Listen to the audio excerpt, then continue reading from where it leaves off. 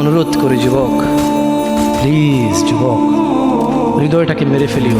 তুমি দেখো না, তোমার বয়স 22, 10 বছর বয়সে মা বলেছে স্কুলে যা, মাদ্রাসা যা, মানুষ হবি, ভবিষ্যৎ ভালো হবে।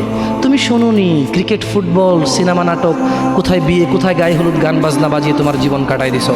যুবক দেখো, 22 বছর বয়সে তুমি মূর্খ।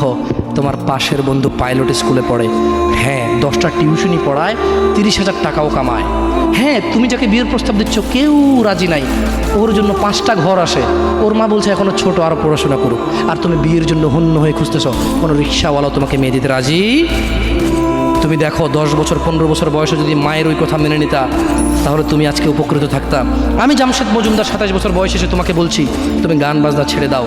ইনশাআল্লাহ 60 বছর পরে মারা গেলে, 30 বছর পরে মারা গেলে, 70 বছর পরে মারা গেলে ওই উপকৃত হবা। আর তা না হলে এই গান বাজনার সাথে তুমি তোমাকে ধ্বংস করে দিচ্ছ।